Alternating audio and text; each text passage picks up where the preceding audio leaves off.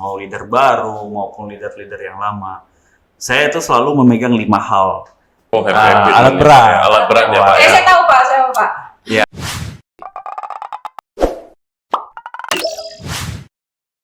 Semangat pagi, Camp Friends. Hai. Apa kabar kalian semua? Semoga kalian semua dalam keadaan sehat dan semangat dimanapun kalian berada. Hari ini kita ada launching terkait KMI Podcast loh. Ini episode pertama buat kita. Mungkin kenalan dulu kali ya dengan hostnya. Saya Desi dan partner Saya Arwin. Hari ini mau bahas apa sih, Jess? Podcast apa? KMI Podcast apa sih? Iya, KMI Podcast. Ya, kita akan sharing seputar cerita-cerita motivasi dunia KMI, mungkin developmentnya KMI akan seperti apa di masa depan atau pada saat ini. Mungkin kalau misalkan kita berdua doang kurang kali ya. Topiknya sih menarik, cuman kayaknya bukan kompetensi kita deh. Iya, betul. Terus gimana dong? Kayaknya kita butuh narasumber deh. Wah, jelas ini. Siapa ini narasumbernya? Bikin penasaran nih. Saya udah undang. Oh, siapa ya? Oke, ini kayaknya tamu kita. Nanti biar beliau yang memperkenalkan diri kali ya. Boleh. Siap. Oke. Mungkin untuk namanya kita spill dulu. Ini dia tamu kita sekaligus narasumber kita di episode pertama kita, yakni Pak Jamie. Hai. Selamat pagi. Kabar baik, luar biasa gitu kan. Mantap. Terima kasih nih Pak, waktunya Pak. Sama-sama. Mampir Pak di podcast KMI Podcast yang pertama nih Pak. Hari ini mungkin sesuai yang Desi tadi bilang Pak. Ada beberapa hal lah yang kita mau bahas, mungkin seputar KMI, seputar development, seputar leadership, dan mungkin masih banyak kita sharing-sharing lah Pak hari ini di sini ya. Boleh. Mungkin perkenalan dulu kali ya Pak. Bapak di BPR Kredit Mandiri Indonesia sebagai apa nih?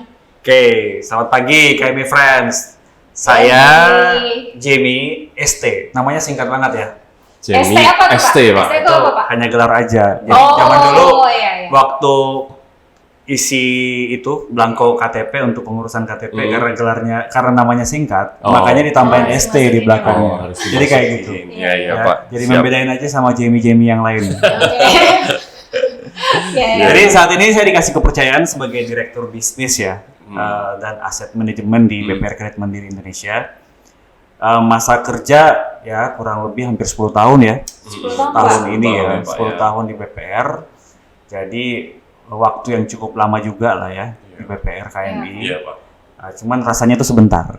Karena luar biasa kan? Luar biasa. KMI-nya luar biasa. KMI-nya luar biasa. mantap. Siap. Pak, boleh dong Pak cerita Pak perjalanan karirnya di KMI sampai di titik sekarang Bapak sebagai direktur bisnis.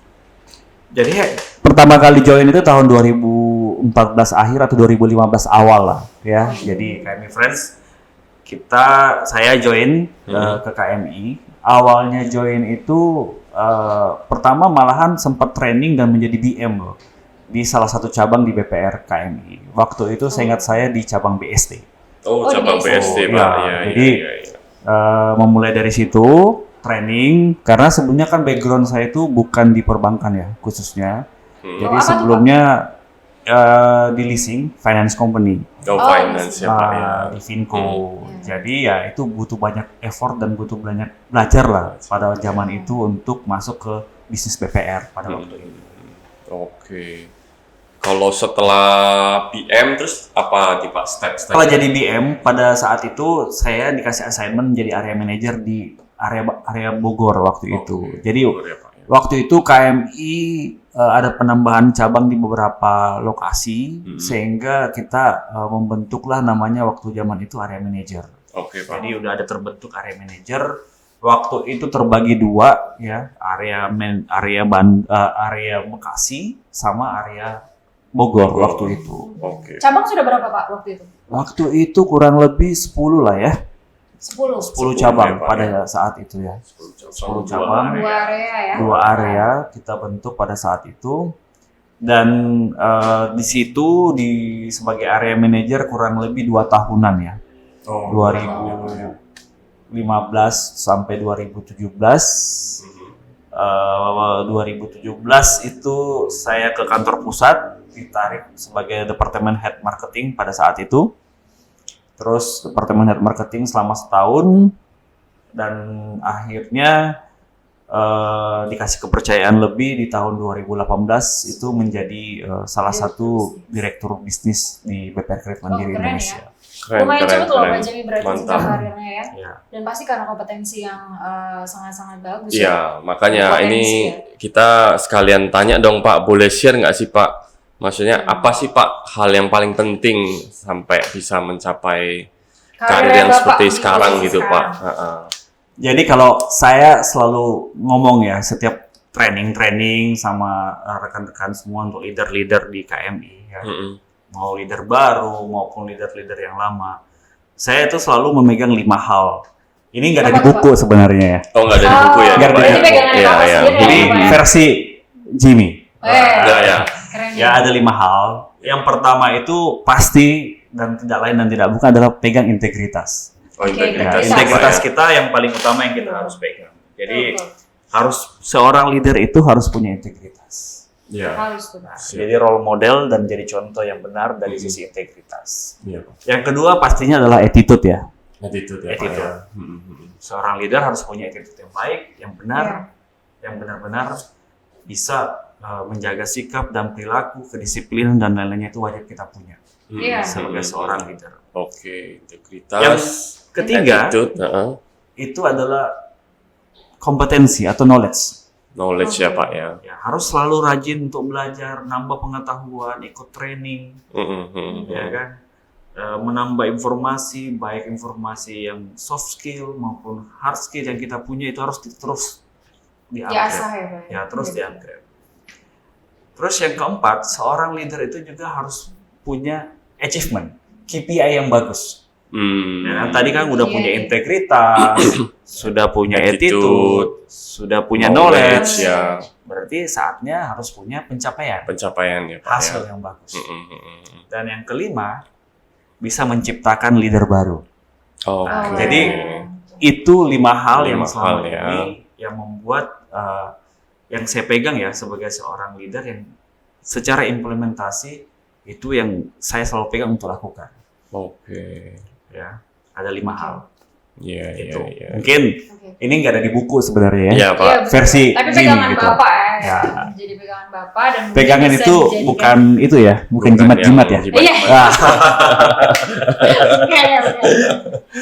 Oke, berarti itu 5 value yang sampai saat ini Bapak terapkan ya Pak ya, dan mungkin bisa diadopsi oleh beberapa tim di bawah Bapak ya Pak. Nah Pak, tadi kan Bapak cerita ada pengalaman sebelum di perbankan kan di finance company lah ya Pak ya. Walaupun sama-sama institusi keuangan nih Pak, apa sih Pak bedanya Pak biar teman-teman juga pada paham nih Pak? Ya, bedanya sih sebenarnya kalau kita lihat pasti secara perusahaan pasti beda ya. Iya Pak. Itu satu. Yang kedua mengenai di perbankan itu kan cukup kompleks hari ini. Kalau di Finco kita cukup hanya untuk menyalurkan kredit. Dan kebetulan waktu di Finco pengalaman terakhir itu menjadi branch manager ya di salah satu cabang di wilayah Sulawesi. Oh iya Pak. Ya. Jadi ya dengan di Finco itu yang fokusnya ke pembiayaan kredit, berarti kita fokus ke satu sisi itu aja. Iya. Tapi kalau di perbankan hari ini ya itu kan ada beberapa hal-hal ya.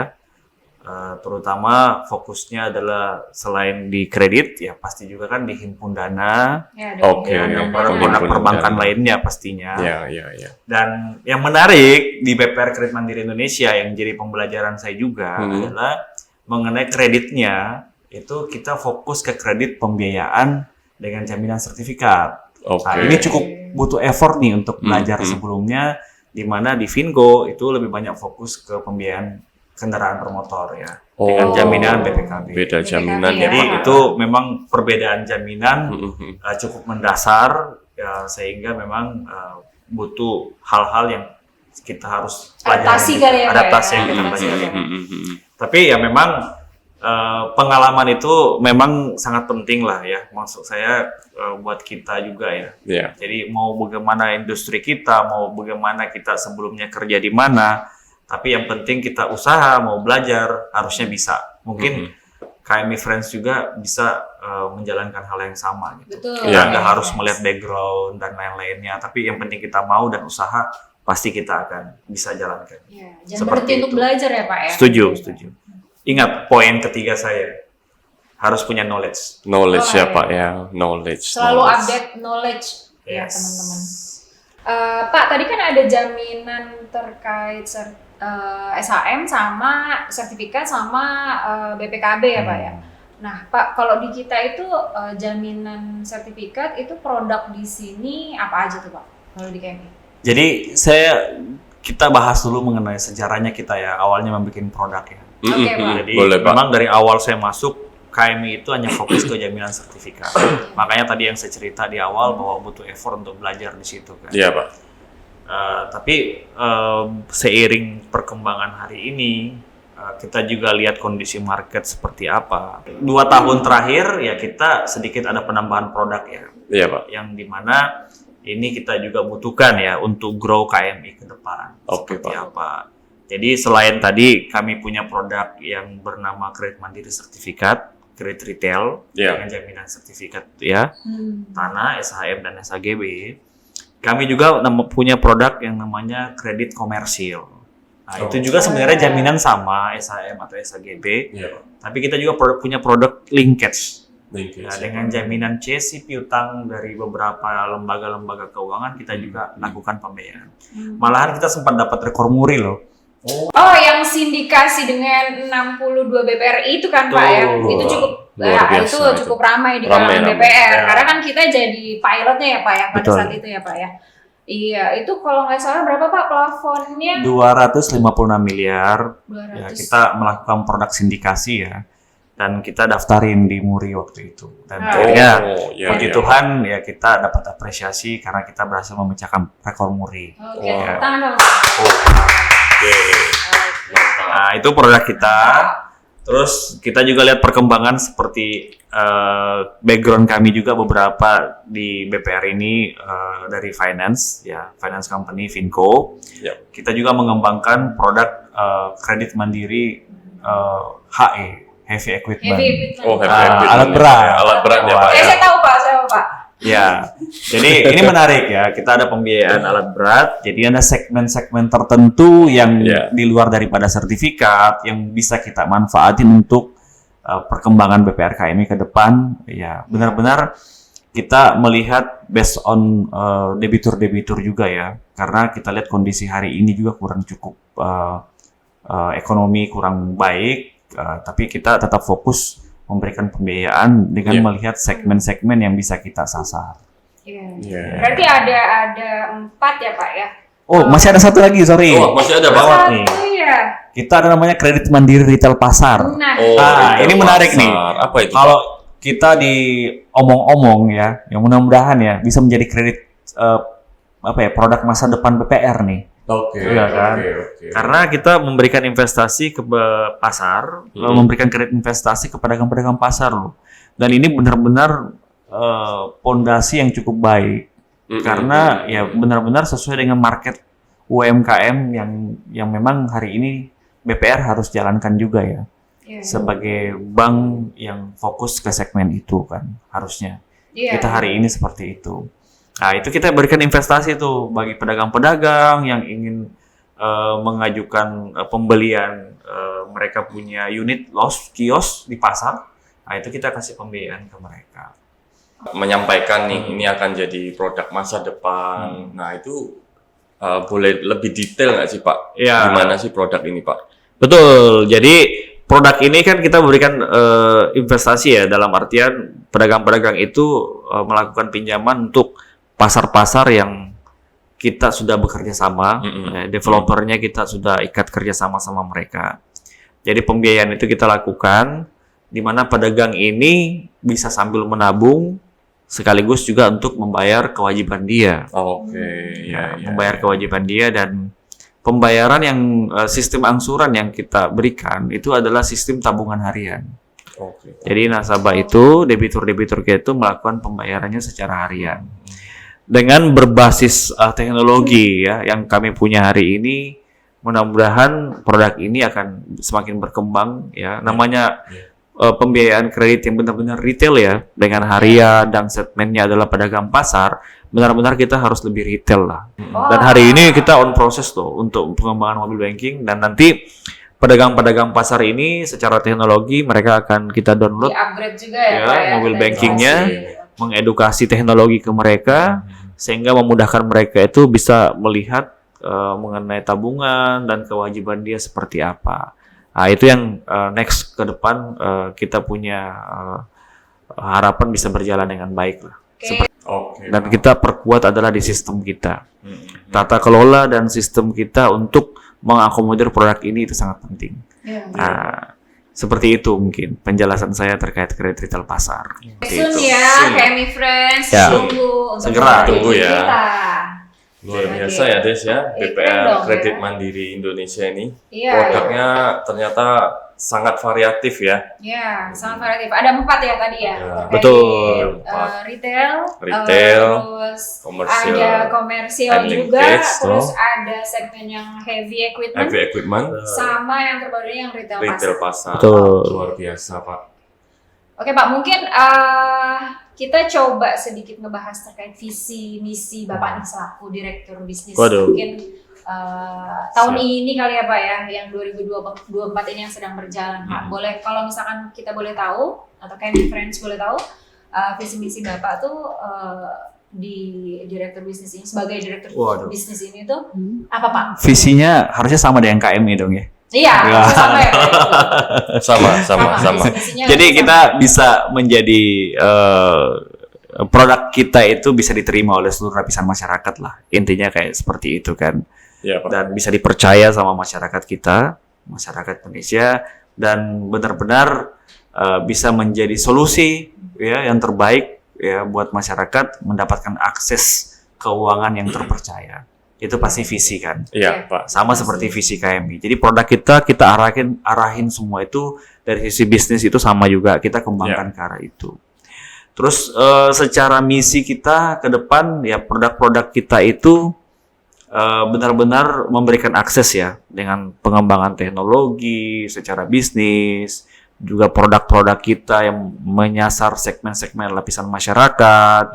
Salah satunya itu kan yang tadi saya cerita ada 4 poin itu, mulai dari yang level retail pasar, jaminan sertifikat, terus kita juga ada komersil, kita juga masuk ke segmen heavy equipment. Jadi kita mengharapkan ya segmen-segmen masyarakat terutama UMKM kita hari ini bisa kita sasar dengan baik. Nah, itu misi kita yang harusnya akan berkelanjutan terus dan akan seiring dengan kemajuan KMI juga pastinya. Iya Pak. Seperti itu. Oke Pak, kalau terkait visi-visi tadi Pak yang sesuai sama KMI punya ya Pak ya.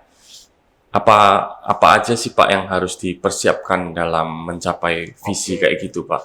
Jadi yang paling utama sih memang hari ini dan memang jadi challenging ya buat kita semua ya, adalah penyiapan sumber daya manusianya pasti kan. Sumber daya manusia ya Pak ya. Jadi kita sudah punya teknologi, tapi kalau sumber daya manusia, kompetensi dari sumber daya manusia kita hari ini belum maksimal, implementasinya juga pasti akan kurang maksimal. Betul. Makanya di KMI ya banyak sekali ya program-program, baik itu dari human capital dan HRD kita sendiri, maupun juga yang kita berusaha untuk olah di bisnis sendiri. Malahan kita punya beberapa konsep-konsep development ya. Salah satunya itu kita minta seluruh leader kita wajib mengajar. Jadi mereka itu wajib mengajar, kita kasih mereka waktu tuh. Yang paling banyak ngajarnya dalam setahun itu akan dapat award dari kita. Ya, mau di bisnis maupun di asset management. Jadi kita minta mereka ngajar. Karena belajar yang baik kalau bisa mengajar kan. Mengajar itu berarti dia harus belajar juga. Betul. Karena mau ngajarin apa kalau mereka nggak belajar gitu. Jadi konsep itu yang kita kembangkan hari ini ya, semoga ini menciptakan sumber daya manusia yang cukup baik. Ya, buat BPR KMI khususnya ya. Dan kita harapin ya inilah yang menjadi cikal bakal leader-leader KMI berikutnya. Yang baru ya. Yang Ya, baru ya, Pak. betul. Oh. Banyak lah, training juga, kita juga ada manajemen train ya. Ya. Manajemen trainee, pengembangan orang juga kan kita memang secara berkelanjutan ya. Bersama dengan HC kita berkolaborasi juga ya dari sisi bisnis maupun dari aset manajemen juga yang di bawah saya. Itu kita mengembangkan sistem training yang berkelanjutan. Dan inilah yang bekal kita ya. Malahan hari ini KMI itu sudah punya training center sendiri loh. Oh Oh iya. iya Pak, keren Pak. Jadi Luar biasa. training center sendiri itu yang benar-benar dimanfaatin tiada hari tanpa ngajar ya. Belajar. Atau belajar. tiada hari tanpa belajar Iya. gitu kan. iya. Jadi prinsipnya seperti itu. Jadi itu keisi terus tuh training centernya. Jadi mau kelas-kelas apapun itu akan semua kita kembangkan Upgrade ya, ya di kompetensi. development mereka itu masuk untuk kompetensi mereka itu di training center kita punya. Seperti itu. Oke. Mantap ya. Mungkin tadi kita kan sudah bahas visi misi. Visi misi ya tadi. Visi misi ya Pak. Pak mungkin boleh menurut Bapak diinformasikan terkait kayak tantangan, kan pasti ada tantangan dan peluang dari KMI itu sendiri ya Pak ya. Ya. Nah Pak, kira-kira tantangan apa nih Pak yang sedang kita hadapi di KMI? Baik itu dari Tantangan. internal maupun eksternal kali ya Pak ya. Waduh, yang tadi kalau internal pasti adalah kompetensi SDM ya. Ya, Kita SDM selalu Pak, upgrade tadi. terus, Betul. pasti itu jadi challenging kita. Terus kalau eksternal ya kondisi hari ini sebenarnya kan kalau kita ngomong hari ini dengan banyaknya pinjol di mana-mana, ya kan. Terus sekarang lagi happening juga jadi online. Nah, ini ya cukup berpengaruh banyak hal ya. Dan Berarti kompetitor pinjaman online, terus juga habit ya Pak ya. Habit ya jatuhnya ya, judi online ya Pak ya. Nah, ini cukup berpengaruh banyak. Iya, Pak. Mau pengaruhnya ke internal kita, ya, tim-tim kita di lapangan. Kalau mereka sudah masuk lingkaran itu akan sangat susah. Iya, betul Begitu Pak. juga buat kita juga menyasar segmen-segmen masyarakat juga untuk kasih kepembiayaan dengan mereka banyak banget terjerumus ke pinjaman online. Oke. Nah, Karena sehingga kita ada cek ID itu ya, betul. Jadi sehingga kebutuhan mereka tidak sebanding dengan mereka punya kewajiban karena banyak yang terjerumus ke situ Pak, juga. judi online. Nah, apalagi sekarang judi online ya. Judi kita- online ya. Kita nggak tahu tuh seberapa besar dan bagaimana cara memantau mereka itu jika mereka hari ini kita belum dapat gambaran kan Iya, Pak. terkait bagaimana mencegah dan bagaimana memitigasi kondisi itu. Iya, Pak. Nah, itulah yang benar-benar kami memastikan ya pada waktu tim kita ke lapangan memastikan pembiayaan kredit yang kita berikan ke customer atau ke debitur kita ya kita benar-benar harus memastikan kredit checking yang benar supaya Iya. kita bisa mendapatkan kualitas debitur yang cukup baik juga. Itu challenge banget lah. Ya. Iya, Pak. Karena ujung-ujungnya kan pasti adalah bagaimana menjaga portofolio kualitas kan. Betul, Nah, Pak. namanya perbankan bagaimana kita lakukan pembiayaan yang baik ke debitur dan debitur juga dapat melakukan atau membayar kewajiban mereka juga dengan baik gitu. Oke. Nah, itu yang jadi hari ini jadi concern yang cukup besar buat kita juga di KMI. Ya, terutama di aset manajemen ya Pak. Ya, terutama di aset manajemen ya. Hari ini kita lihat ya daya beli masyarakat cukup turun ya kalau baca-baca berita ya. Betul, Pak. Betul, Pak. Jadi pengaruhnya daya ngangsur juga kayaknya ya. So, Efek juga tuh. Daya ngangsur ya. Tapi harusnya dengan kualitas jualan yang kita benar-benar lihat, harusnya kita bisa mitigasi hal-hal tersebut lah. Ya, kita sangat terbantu. Kita punya juga tim di credit risk yang cukup oke. Jadi itu cukup mengembangkan produk kita ini punya segmen dan market tersendiri lah. iya, Pak. Ya, seperti itu. Meskipun ada tantangan dari luar, tapi kita cukup, maksudnya cukup bisa mengatasi itu ya Pak, atau memitigasi resiko yang ada. Ya, betul. Iya. Oke, Pak. Tadi kan udah dibahas nih, Pak. Tantangan yang cukup kompleks lah ya, Pak ya. Betul. Banyak dari luar dan banyak yang tidak terlihat mungkin ya, Pak ya. Betul. Nah, kalau dari sisi peluang nih, Pak. Ya. Kalau dari sisi Pak Jemi sendiri nih melihat apa sih Pak peluang di balik tantangan yang tadi, Pak?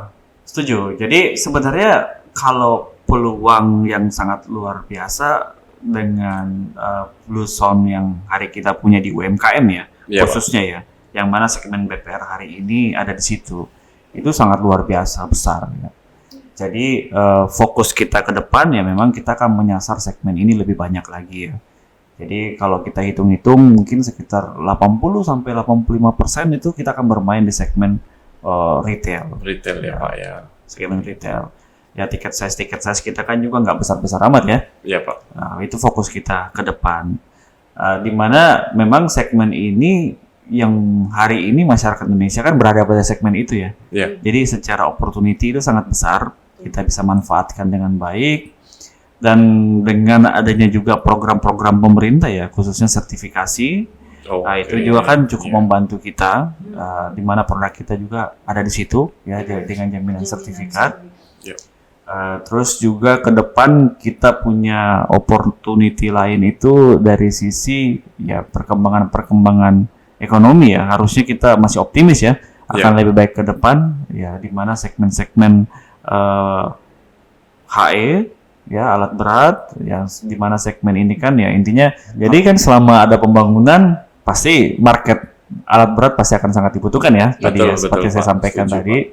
Jadi ya sangat banyak peluang lah di market kita hari ini di BPR ini. Dan perkembangan BPR ke depan ya dengan regulasi-regulasi yang ada hari ini ya kita mungkin akan lebih mengekspan lebih jauh lagi kan market-market yang ada. Siap. Ya, hari ini kan kita sudah tersebar di 25 cabang dan kantor kas ya. Betul. Ya kan. Itu pun mengcovernya wilayah Jawa Barat dari Banten ya. Dan juga Jakarta ya. Ya, itulah market kita hari ini, di mana segmen-segmen pinggiran kota itu yang menjadi market KMI. Ya, dengan perkembangan itu ya kita harap ke depan ya kita masih optimis bisnis KMI masih bisa on the track seperti itu. Mantap. Pak, itu kan Bapak sekarang saat ini kan membawahi dua bisnis dengan aset manajemen ya Pak ya. Boleh diinformasikan Pak ke KMI Friends terkait berapa departemen yang ada di bawah Bapak? Sepertinya yang paling banyak di Bapak ya? Hari ini enggak juga lah seperti itulah ya. Karena cabang kita kan banyak nih ya. Iya. Ya, jadi memang secara bisnis tadi saya sudah sebutin ya di pembicaraan kita sebelumnya di departemen bisnis di bisnisnya sendiri itu kan ada 4 departemen ya. Ada 4 produk jadi ada 4 departemen juga. 4 departemen ya Pak. Jadi masing-masing departemen ini ada unit head-nya. Oke. Yang tadi marketing retail, yang jaminan sertifikat ada departemen head-nya sendiri, terus ada yang retail pasar juga ada departemen head-nya sendiri, ya. Terus komersil juga punya departemen head sendiri dan juga di alat berat ya. Alat berat. HE. Seperti itu. Terus di aset manajemen nih. Ya. Berarti gas and collect yang nih. Enggak rem, remnya di orang kredit. Oh iya. Berani jualan berarti berani tanggung jawab ya. Oh iya. Seperti itu ya. Di aset manajemen yaitu ya kalau kita istilah aset manajemen ini adalah dari sisi bagaimana menjaga kualitas portofolio kita ya, aset kita ya. Kalau mungkin orang taunya itu adalah bagaimana di penagihan dan collection-nya. Dan sampai ke ujungnya itu adalah pengolahan aset dari debitur-debitur kita yang problem. Ya, yang problem. Memang kita hari ini masih satu departemen yaitu aset manajemen departemen, di mana 1 orang dep head dan mereka punya struktur juga di kantor pusat dan juga di region area dan cabang.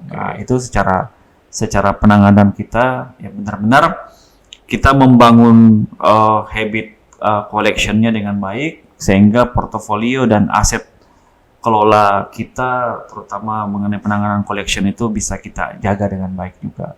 Ya. Seperti itu sih. Nah, kalau untuk kan timnya banyak nih Pak. Nah, kalau dari Pak Jemi sendiri memimpin tim itu gimana sih Pak kiat-kiatnya gitu Pak?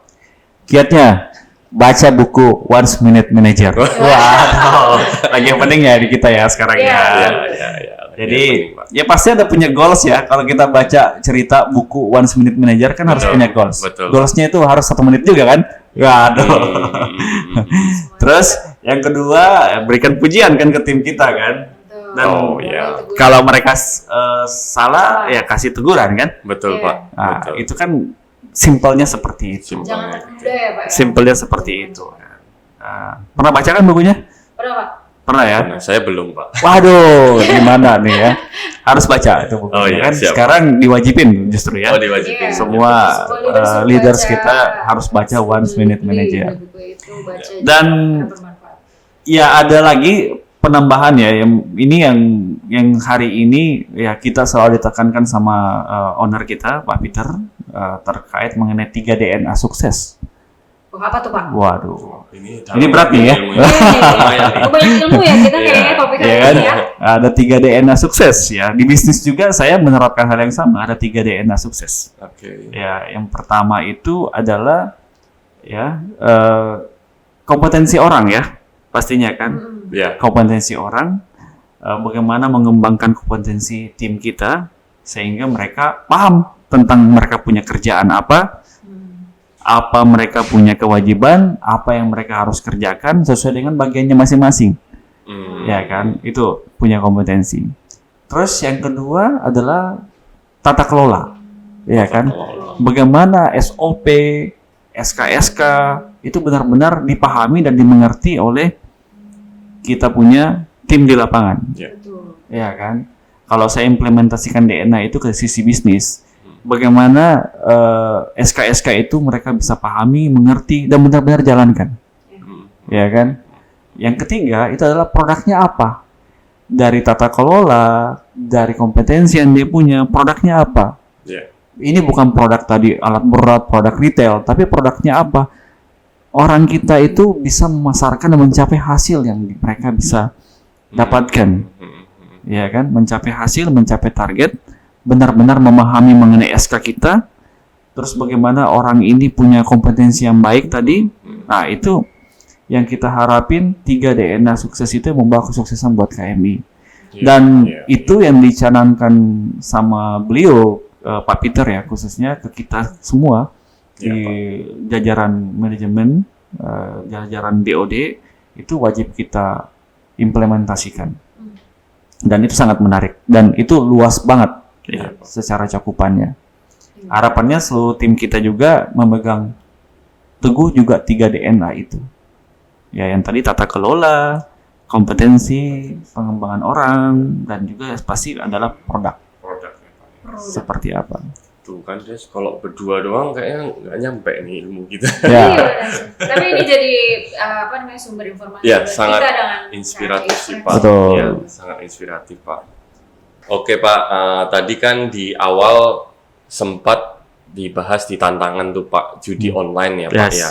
Nah itu kan susah, maksudnya kita mau mengecek orang main judi online atau enggak nih Pak. Betul. Nah kalau dari KMI sendiri nih Pak, gimana sih KMI meregulasi soal pinjaman judi online untuk karyawannya nih Pak? Sangat viral ya jadi online hari ini. Ya, jadi hot topic lah Pak.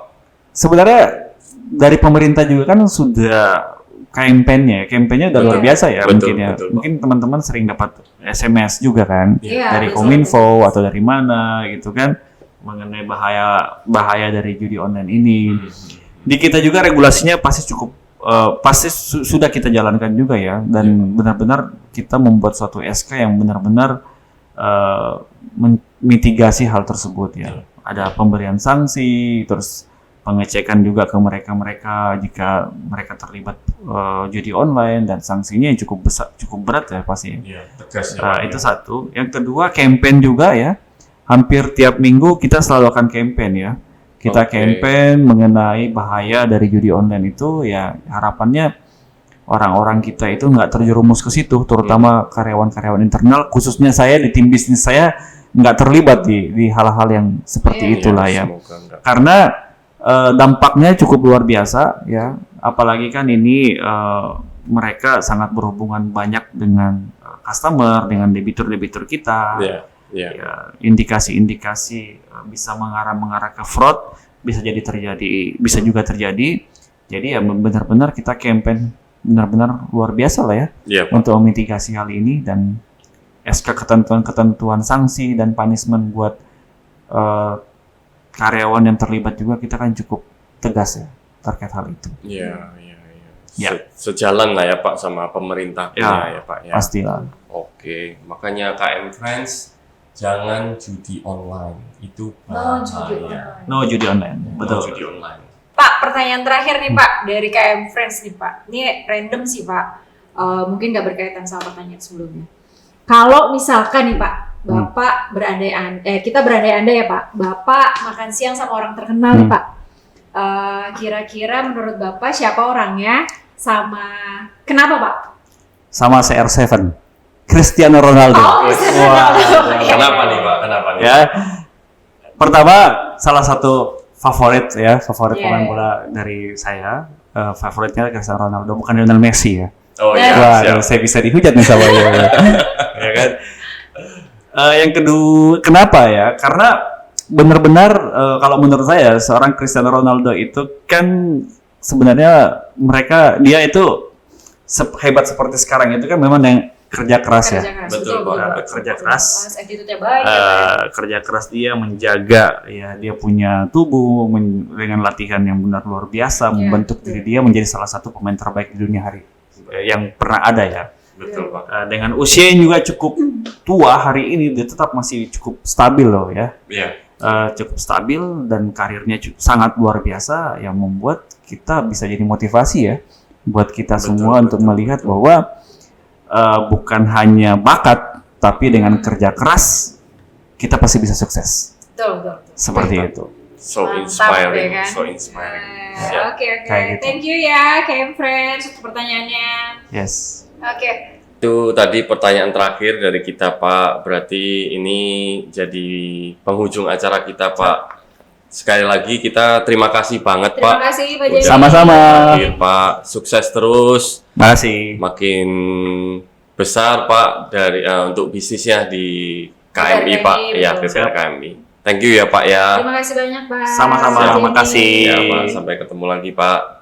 Oke KMI Friends, jangan lupa ya untuk follow dan subscribe YouTube KMI Podcast. Jangan lupa lagi untuk follow media sosial kita yang lainnya, ada di Facebook, Instagram, dan juga TikTok ya Win ya? Yap, TikTok jangan lupa. Oke, terima kasih semuanya. Thank you. Sampai jumpa lagi KMI Sampai jumpa lagi KMI Friends.